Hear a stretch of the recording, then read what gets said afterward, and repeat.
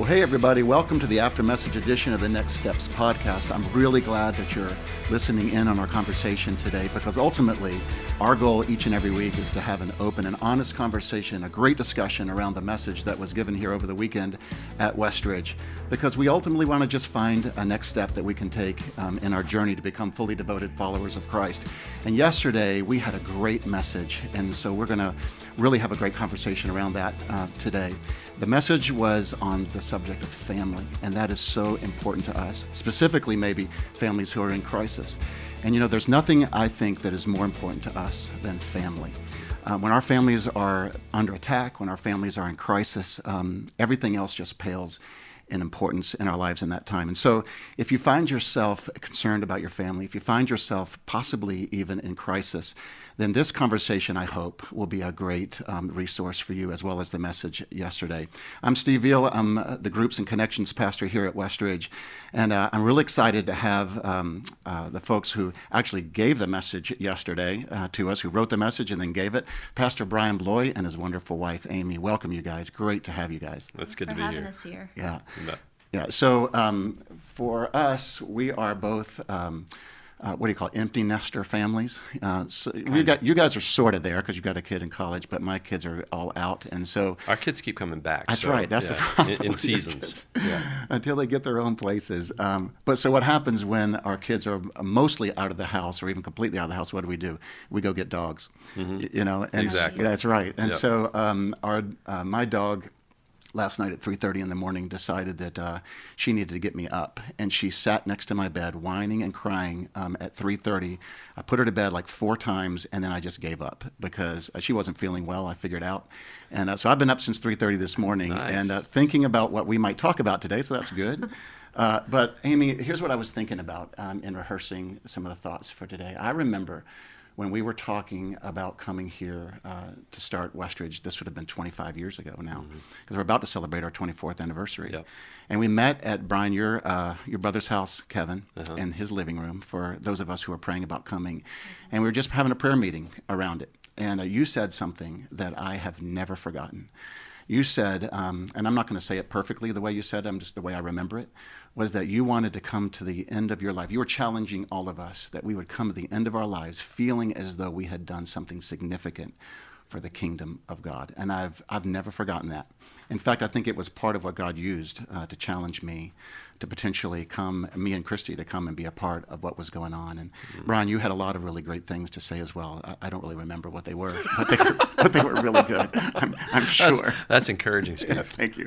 No, I want to be a blessing. I will say this. I think one of the statements that Amy and I were kind of rallying around was we wanted to be part of something that was so big that only God could take credit for it. And so that was, what we were thinking as we left Lynchburg, Virginia, and we came here. And of course, you came from Boca Raton, Florida, and other people came from different places. And we just all came here thinking, man, we just want to be part of something that is so God-sized that we would be just ridiculous. It'd be ridiculous for any of us to even take credit for what God was going to do. So in a couple of weeks, we're going to have the opportunity of me, you, and Paul being on that side of the table, and Tyler, who is typically here with us, is going to be kind of leading that podcast, talking to us, and kind of, because it's going to be our 24th anniversary. We just said that, so that's going to coming on September 13th, Monday, September 13th. We'll be airing that.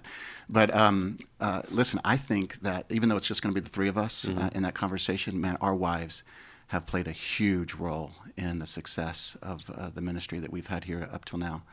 I mean, I think it's just, I can't imagine doing this without them. They're the unsung heroes of the whole journey, in my opinion. Yeah. So, yeah. Well, listen, because we've got such a great topic to talk about and so many important things to talk about, I really would love to jump right in. So we're in the middle of a series that you titled Ohana, which means family. In Hawaiian. Yeah, yep. In the Polynesian culture. And so you titled your message Ohana, or family in crisis. And you began the message yesterday talking about the faces or the masks that a lot of times we put on when it comes to our families. And I found that really intriguing because it's true. Mm-hmm. I was even kind of thinking about that. Why is that true? Why is it that we are so afraid to be honest about our families? I was thinking, when we have knee pain or neck pain or anything like that, we're not afraid to talk about that. But when it comes to our family's pain, we have a tendency to hide. And I just want to ask you guys, why do you think that is? Why is it so difficult for us to be honest and open about those challenges? Yeah, I mean, I think we're afraid of vulnerability. And I think we're afraid of the idea that somebody is going to think that we don't have it all together in our marriage, even a lot of times when we don't, that we're not raising kids who are perfect or, successful. Yeah. And so, I mean, you and I, and well, all of us, the three of us grew up in generations, obviously, that didn't have social media. And I don't think our parents were really super concerned about what everybody thought about their parenting. Yeah, that's true.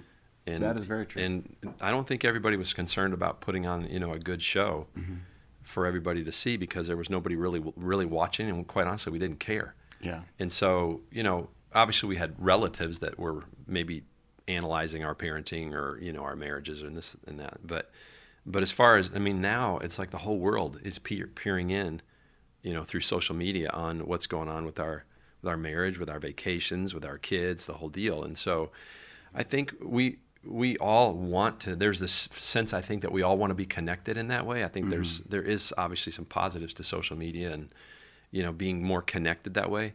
But the flip side of that is I think we're all really afraid that people are going to, the truth's going to come out. Yeah. And the real truth's going to come out that we don't have a perfect marriage, we don't have perfect kids. And so.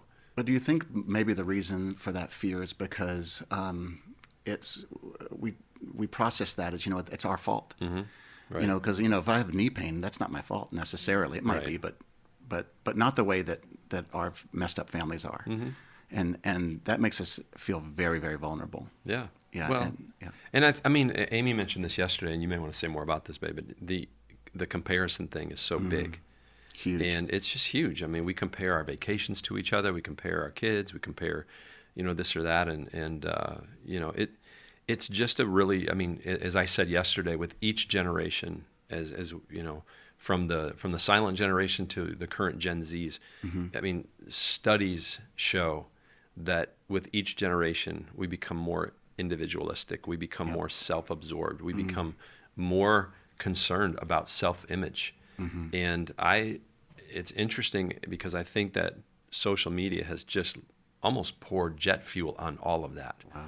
And it's so, I think regardless of even this topic, people are afraid of vulnerability. Yeah. And yet the key to healthiness, we can. That's right. The actual expert on vulnerability and shame is Brené Brown, and Amy and I've read several of her books, and I've heard her speak. And she does some really good TED Talks and this and that.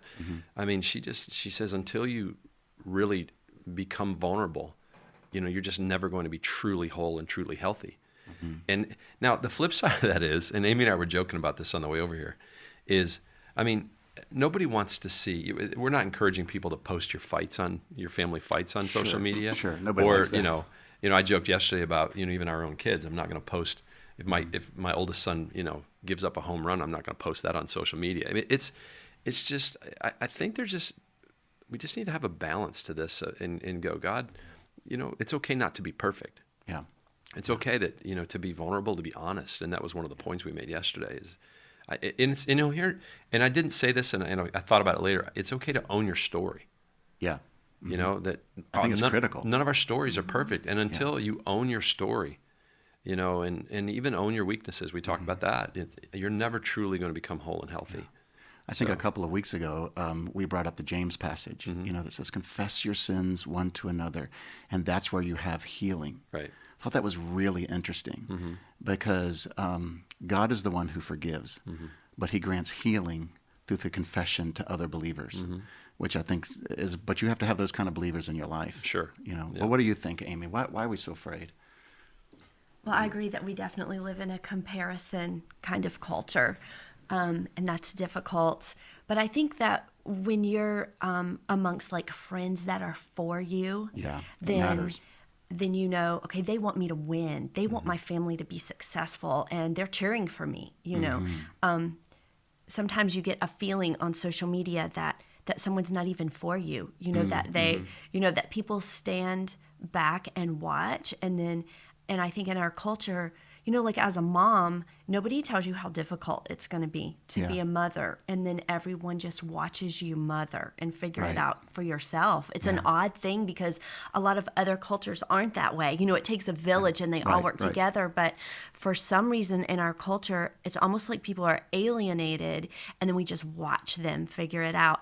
But when you know that you are loved and that you're accepted and that someone's cheering for you, like you have a group that's cheering for you, I think people feel like they can begin to peel off the layers, that they're hiding behind because they know, okay, I've got people who are cheering me on, who want to actually do life with me, and I don't have to be perfect, and it's okay if I'm not. Yeah.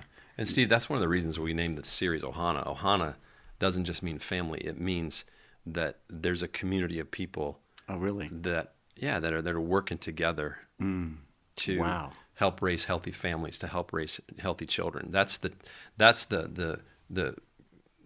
bigger expression of Ohana in the Polynesian culture, is that it takes everybody working together, and in community.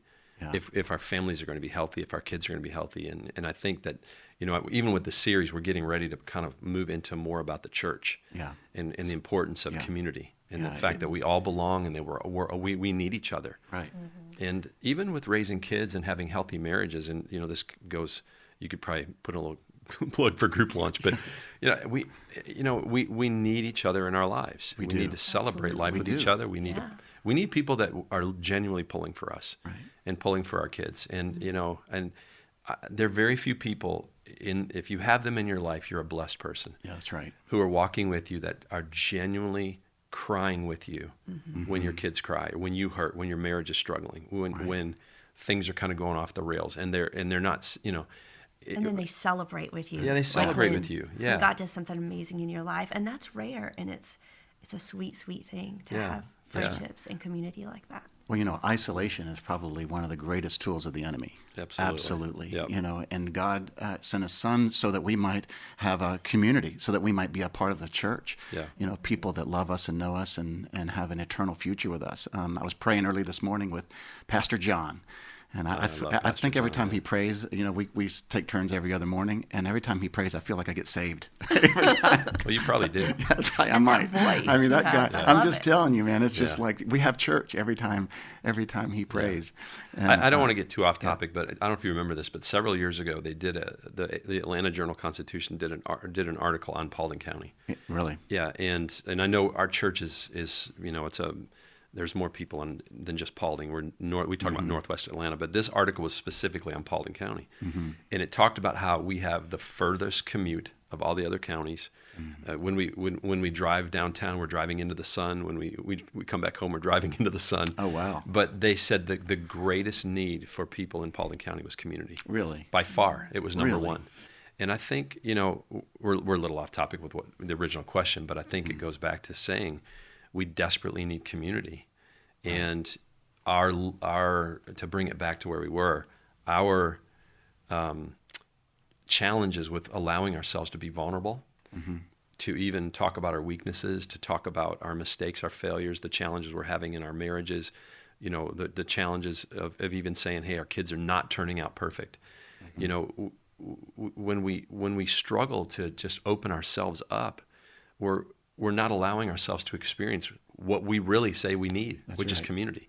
That's right. And so vulnerability is such a key, and I think that that's part of the reason why we struggle so much with this big fear that we have when we're in crisis. Absolutely, and what a challenge it is for our kids. In that same way. You guys talked yesterday about our children today having less capacity than ever to deal with adversity that they're experiencing, and yet they're inundated more than ever with what you're talking about, social media images that constantly make them compare themselves to other kids and their successes, because that's all they see. Right. They just see the successes, and that's a dangerous trend.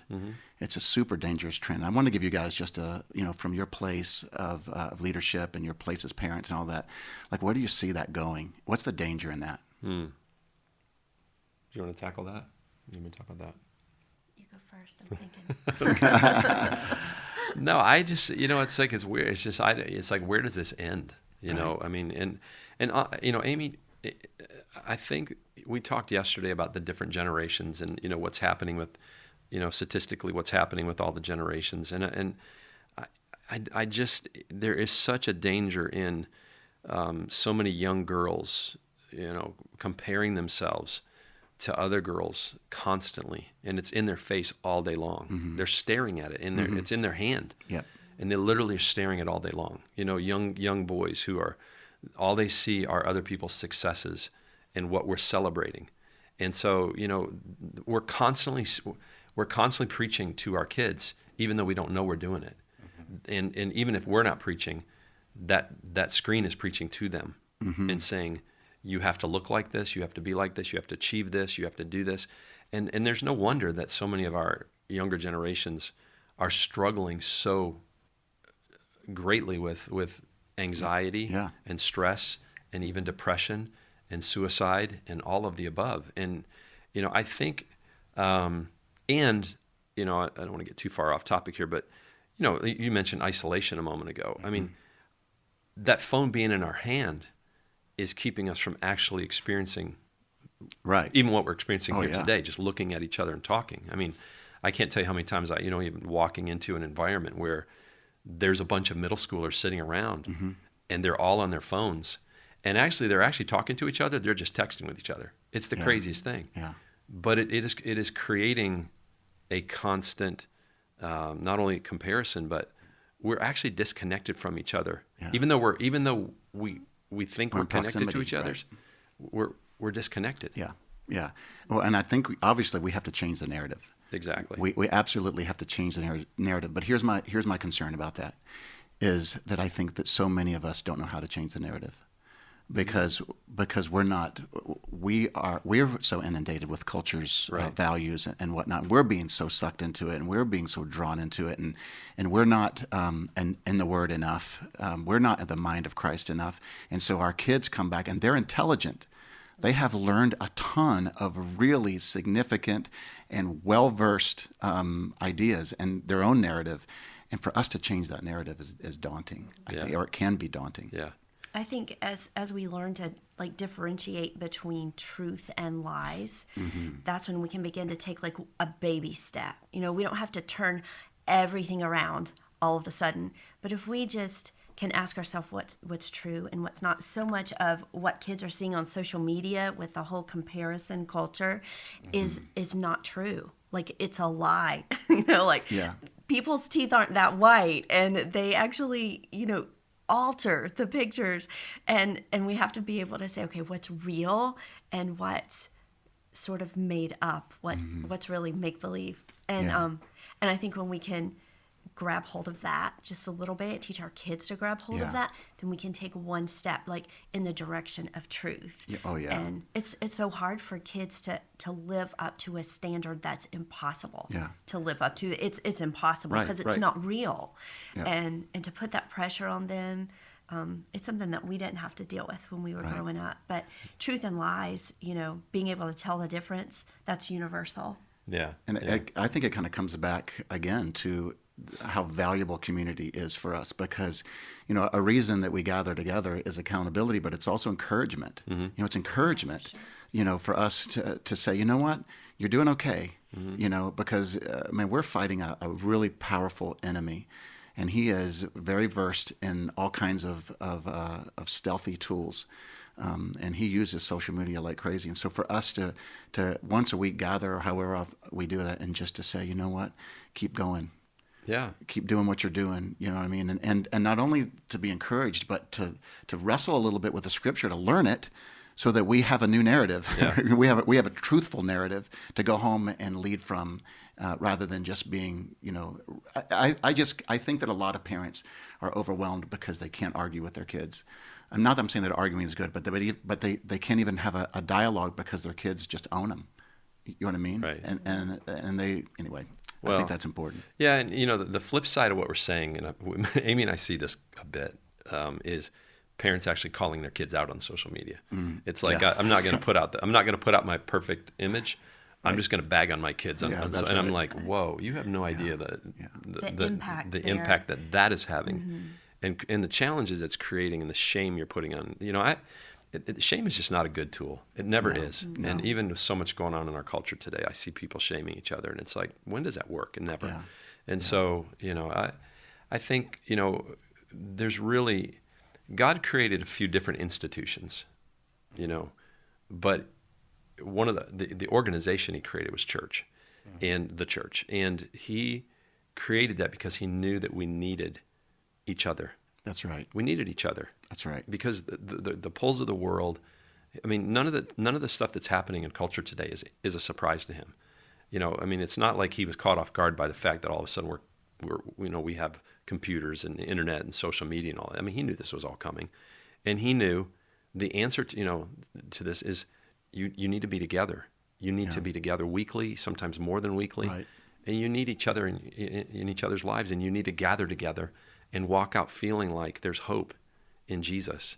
And when we come together, just even being in church, we're confronted, hopefully, by our sinfulness. We're confronted by the gospel. Right. We're confronted by, our shortcomings, and yet we're at the same time given hope. We are in Jesus, and that's critical. and we got to have it every week. That's right. We need it every week. It's a reset for us, Right, and then we need to wrestle with it. Exactly. And one of the reasons I think families are in crisis today is because we are not making that a priority for our family. Mm-hmm. And as we said yesterday, every decision we make is going to impact not just the current reality of our family, but it's going to impact generations. And so, Steve, when you and when we came here and our wives came here to plant Westridge, I mean, people were in church, I would say 3 out of 4 Sundays a month. Right. And now it's less than once a month. Yeah. And that's not just Westridge, that's across the country. Right. And so when you think about that and you think of how God's wired us to need community, to need the church, and he's the one that created the church, and he's created us with a need to belong to each other. And yet we're saying with our own actions and well, we're just not going to take advantage of that. We're laying the groundwork not only for current crisis, but we're laying the groundwork for generations of crisis. And there's no substitute for being in the room, I think. No. Online, what we do with online is so important. What a great tool for encouraging people. And there was a time when if we were sick or something like that, and we just missed it altogether, unless you bought the tape, unless you were part of the tape library, and then went the to the CD. tape library, checked out whatever. So all of that's great, but being in the room has such a value, I think, because number one, when you're worshiping with other people, there is a significance, because you know what? You're not the audience. God is the audience. Mm-hmm. And for you to be a part and to see that and to be encouraged by hearing the voices around you, singing to the God that you have had a tendency to forget all week, and here you are being reminded of who he is in worship. And then having, someone like you guys standing up in front and sharing the truth with us in that context of that bigger room. And listen, we say circles are better than rows, but rows still matter. Mm-hmm. They do. I think it's really, really important. And it's that place that you're offered solutions. And I want to talk a little bit about that for a second, because you guys gave us a solution yesterday, which was ultimately for this, we've just got to tap in and belong with our whole heart and mind to the kingdom of God, or being a fully devoted follower is kind of the way we say it. Mm-hmm. You quoted Jesus when he was talking to his disciples, and he said, guys, listen, he said, just seek first the kingdom of God, and the things that you need will be given to you. Mm-hmm. And when I was hearing that, I was just, you got a lot of amens when you were talking about that yesterday. But I couldn't help but think about some of our young adults, even in my young adult group, who's, they're alone. Mm-hmm. And their parents are not in church. Right. They're not followers of Christ. They ache for their families. Every time we do prayer requests as a small group, they almost always mention their parents and their siblings who are not followers. Mm-hmm. But it also made me think of moms and wives who are alone. Maybe I ran into 2 dads yesterday who were there all by themselves yesterday. And so I wondered, we talked a little bit about this in the context of marriage last week, but in the context of family, what do I do if I feel like I'm all alone? What if my wife or my husband or my parents just aren't there and aren't willing to go there? What do I do? Mm-hmm. Yeah. So Matthew 6:33, I think one of the important takeaways from that verse is it says Jesus will give you all that you need. And it's important to remember he's not going to give you all that you want. And there's a big difference there. And I think what we truly need sometimes is what we don't realize is we need. In the midst of what you just described, Steve, of being all alone, we need peace, we need assurance, we need the confidence of knowing that God sees us and he knows and he cares. And we need just the assurance that he answers prayer. And, I grew up the first 10 years of my life, almost 11 years, in a family where my mom took her 2 little boys to church all alone.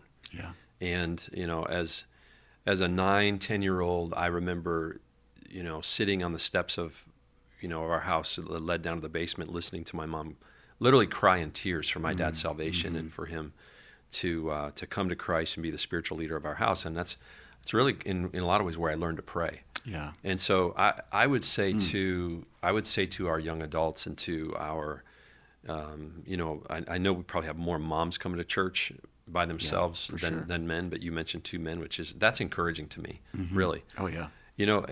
You first of all, I believe God wants, because Scripture says it, he desires that we are all saved, and I believe that he wants that family to be together in church. Yes. He wants that spouse to be saved. He wants those parents to come to Christ. It's his desire that no one perish without Jesus. And so I think absolutely. so what do we do with that? We have to realize if we're praying God's will, we are praying the most powerful prayers that we can pray, because we are praying in line with his will. So, and it's not to say that every single person, obviously we know that, not every single person is going to come to Christ. But I think when we start praying, we just have to trust the power of prayer. Yeah.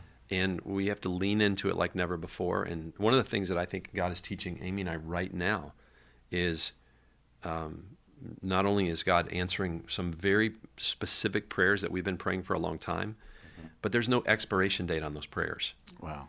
That's a great thought. Things that my grandparents were praying years ago for me as a child are being answered today. Yeah.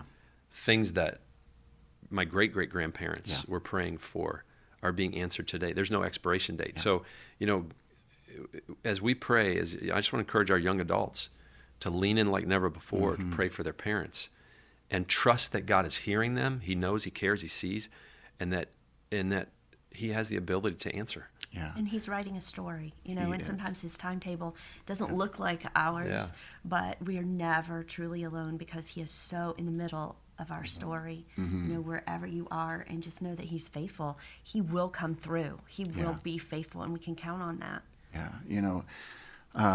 Just as a word of encouragement from our story is there were so many days, I've talked about this before, but there were so many parts of our story. We're still in the middle of the story. Sure.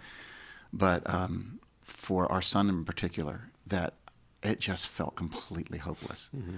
Like there was just no movement whatsoever.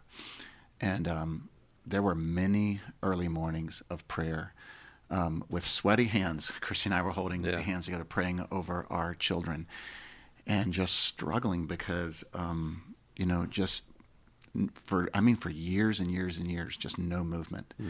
I think of one of our staff wives who just has been just faithfully praying for some of her family members, and I was with her recently, and we were praying together and as a group, and just weeping for her kids, and that's challenging. It is. It really is challenging. Yeah. But what? That's where it starts. It starts with prayer. Yeah. I think it just kind of has to. Yeah. And I didn't mention this yesterday because I've talked about it so many times before. But my parents were literally a signature away from being divorced. The papers had been filed. Yeah, right. It just seemed like all hope had been lost. Right. And here we are praying and praying, crying out to God. And yet it was right at the last moment. They decided to go to counseling, and God saved their marriage. And so it's never over. And, as Amy said a moment ago, God's writing a story. And even in the middle, there are chapters that we're currently in, and we're like, this is the worst chapter of our family's history. And it seems like all hope is lost. But if the pen is in God's hands, hope is never lost. Yeah. And he still has the ability to write beautiful endings. Yeah, he does. To these chapters. Wow, so great. Well, we had one of our listeners send in a question because we put it out on social media yesterday and invited people to ask questions of your message that we would talk about here on the podcast. So that was kind of fun. And we got a very interesting one, and I want to share it with you. Here is their question. What do we do when our adult child keeps bringing their problems to us and we keep having to own them? What do we do with that? That's such a good question. Yeah. You want to lean in and talk about that a little bit, Amy? Gosh, the love of a mom, you just want to rescue your kids. Yeah. You just want to reach down and rescue them. And maybe a good word for that is boundaries. I think we have to have boundaries. And can you have love, huge love, and boundaries at the same time? I think we can do that. Yeah, and, you have to, right? Probably wanting the best for our kids is wanting them to be able to be free and independent and be able to think on their own. And as parents, we just have to be able to communicate that there are some boundaries there and set those up, and then stick with the boundary. Would you say, even like we do whenever kids are little? I think you have to do that when your kids are older as well, and just kind of say, okay, let's talk through this together. But it seems like adolescence almost is even a bigger period of time now. I mean, kids are like 25, 30 years old, and they're still living at home, and they're still like things are different than they used to be. And when we were growing up, you were 18 or 20, and you were gone, and you were on your own, and to the credit of our kids who are hardworking, that's a little more difficult to do with right now. I mean, a lot of things are coming against the independence of young adults. But I think just to help them be able to think through things, and let's talk about this, and let's come up with a plan, and help them out. What was that quote that Jack Llewellyn gave yesterday that you guys mentioned? Was it that our kids have to have adversity to learn what it's like to recover? Yeah. I think that's pretty much it. And Amy mentioned yesterday that I think, and she was referring pretty much to our generation, the Generation Xers. We are in many ways the rescuing generation. We keep wanting to rescue our kids, and it's almost, and I think obviously that comes from a good heart. I mean, we don't want to see our kids struggle. We don't want to see them fail. We don't want to ever. But if we keep rescuing our kids, we don't teach them, as Jack said, how to recover, and we don't teach them how to depend on God. Yeah. That ultimately God is the one who's going to help them through. If we keep jumping in and playing God in their lives, then they're never going to turn to God. Oh, that's so true. And so, we watch that constantly. And I think, we were actually talking to someone last week who put their kid in a detention home when they were 19. And when that happened, everybody in the family turned against him because they were so upset that he turned his son in to get arrested and be in a detention center. But had he not done that, this kid probably wouldn't be alive today.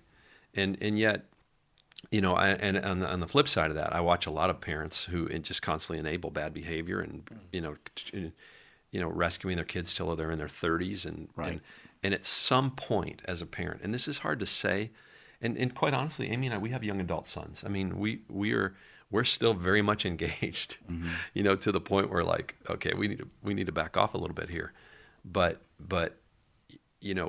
we have to let our kids. We cannot continue to enable, and jump in and rescue, and we need to teach our kids. Ultimately, the goal of parenting is to, from the time that they're little, is you have to raise them to set them free. You have to, your goal is to set them free and to be independent, but you have to teach them to depend on God. And as long as you're jumping into their story and being their rescuer, they're not turning to God. Yeah. So we started this conversation talking about masks, right? So in a mask, there's something that I know that you don't know.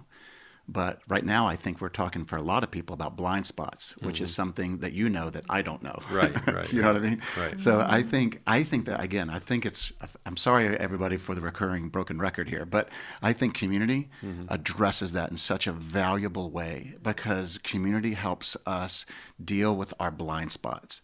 And if we get into a trusted community, which takes a little bit of time, you know, there's got to be a lot of authenticity, and there's got to be a lot of trust, and there's got to be an understanding around that.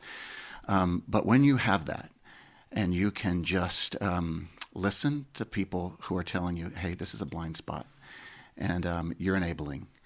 And they say that in love and grace. Because here's what I think happens. I think that a lot of times there is one parent that keeps rescuing, and there's another parent that's frustrated at the continual rescuing, and it creates such a bad dynamic in that marriage. Yeah.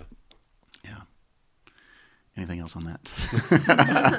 That's a great question. No, I mean, we're the three of us are in the season that, this person that asked this question. And so, I mean, it's, and our boys, one of them's getting married in December, and the other one, potentially next summer. So, there's a part of that we're like, man, we're really excited about that, because, it's going to, there's one thing about being an empty nester. There's another thing about they have a spouse, and so, they're together now in a lot of these things. But, yeah, I mean, I think Amy said this a while ago, adolescence is I mean, we were talking about this past week when we were both 18, 19 years old and went to college. We were pretty much on our own. Mm-hmm. I mean, our parents both were in ministry. Your parents were in ministry. And they didn't have a ton of money to help us. So, I mean, I paid, and this is it's not a shot against my parents. I paid for almost all of my college.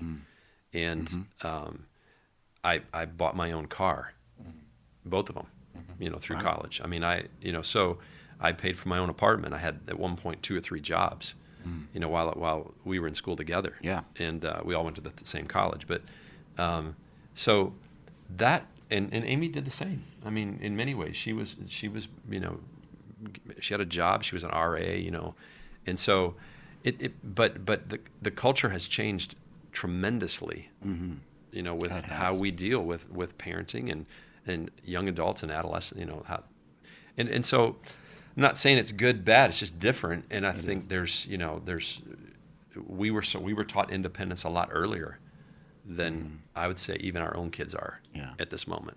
So.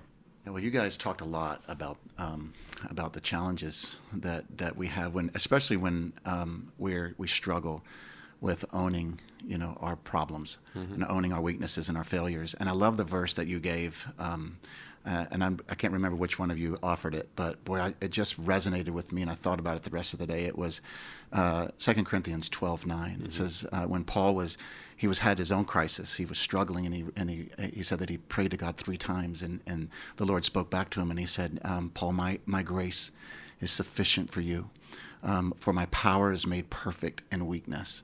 And what I love about that verse that I thought of yesterday was how that verse leads with grace, but it results in power. Right. It leads with grace, but it results in power. And do you think that one of the reasons that we struggle so much with honesty and just openness about this is that ultimately we struggle to believe or to understand that God leads in grace in this situation, in this topic. Yeah, yeah. I know how this podcast is. When people hear this podcast, they're going to go, I wish we'd have heard more from Amy. So I'm going to keep looking at you, girl. I don't know. It's early Monday morning. That's right. I think the more that we know God, the more that we know how amazing He is, and how gracious He is to us, and the more glaring our weaknesses are, the bigger His strength is. And I think the longer you've lived, the more you just go, He's gracious, He's faithful, you can count on Him, right? Yeah. Maybe the longer we've lived, the more we know what our weaknesses are, or we're willing to say, okay, this is my weakness. But as soon as you do that and you see God come through for you every single time, and you just know, okay, I could have never done that without His strength in my life. And then when you come up against another situation and another weakness, you know that He's going to be your strength, and that He's going to really carry you. And I just feel like everything that we're saying almost comes back to community, right? Yeah. Like even when we were talking about young adults, when you're in a community, whether you're a young adult or you're a parent of young adults and you're trying to, create independence there, well, community in a church that's when you all come together, and that you see that God is writing a story, and it's the same for our weaknesses. We come together in community, and we even see those things, and yet you see God work it out, like right in front of you. You see, oh, God's working this out. For us, both of us moved a lot growing up, but being here for 24 years, like I've never lived anywhere a long time, and now I'm watching people be born and grow up and start their own families, and just to see the pattern of God's faithfulness, and certainly seeing people's weaknesses. When you love people and live in community for so long, you know, we see people go through difficulties, and then you see God just like pull people up and just write an amazing story, and it gives you confidence that he's going to do the same thing for you, for your kids. Yeah. You know, I think this, when you read a verse like that, and most people who heard me read that, they're like, I've heard that story before. Sure. I know that Paul talked about having this thorn in the flesh. We don't know exactly what it was. Everybody wants to speculate, you know, but you know, when you read something like that, I think you have to circle back around and go, do I actually believe that? Yeah, that's exactly right. Do I believe his grace is sufficient? That's exactly right. That's the crux. Do I truly believe that his power is made perfect in my weaknesses? And do I believe that Christ, his love and peace will rest over me? I mean, do I actually believe that those things will happen if I, first of all, am honest about my weaknesses, and I'm willing to just, you know, God, this is the story that you've given me. This is where I am. And, you know, the thing I love about Paul is that he literally, the Bible says he pleaded with God 3 times that God would take it away, and he didn't. And at some point in the story, Paul said, okay, Right. God, I pleaded with you. It is obviously your will that this is going to be the way that it is. And so guess what? Yeah. I believe your grace is sufficient. And as a result of that, I'm also going to believe that your power is going to be made perfect in this weakness, in this challenge. And at the end of the day, Christ will be enough for me. Yeah. And he's going to get all the glory. And I think at some point, regardless of what our crisis situation is, regardless of what we're dealing with, it's not that we have to stop praying that God will change it, but we have to truly believe, Lord, your grace is sufficient. You're going to carry me, and your power is going to be made perfect in this weakness, Lord. And I think it goes back to just, again, it's what Amy said. When you've lived long enough and you've seen God's faithfulness, then you're able to just go, I can trust you, because you have a track record that I've watched over the years, and yes, and you know, grace does lead to power, and I think, but it's not our power, right? It's His power being displayed in our lives. And yesterday we sang Waymaker, Miracle Worker, Promise Keeper, Light in the Darkness. As we sing that over and over in different seasons of life or different things that we're going through throughout the week, we just point ourselves to his goodness, to his grace, and we remind ourselves constantly, he's going to make a way. He is going to do miracles in our life. And like you said, we just believe it. You just believe it. And when you've believed it for all these years and you've watched him do things that are just impossible, it just confirms to you how gracious he is. Well, the Word of God says, you know, that he desires obedience more than sacrifice. And I think what that means is, and there's a lot of different kind of ways you can look at that, but I think ultimately, you know, the raising of our hands on Sunday morning is not what he wants over obedience. I mean, he wants obedience first, you know, and I think obedience means just addressing and facing your weakness and just saying, I think you said earlier, Amy, I believe. But sometimes I don't. Right, I help my unbelief, right? I believe, but I'm coming to you in grace, and I'm really I'm ready and willing to try to put your kingdom first. Yeah. And I'm going to fail, but God, meet me in grace. I mean, what's really interesting is we come into relationship with God by grace. That's where we start our relationship with Him. Right.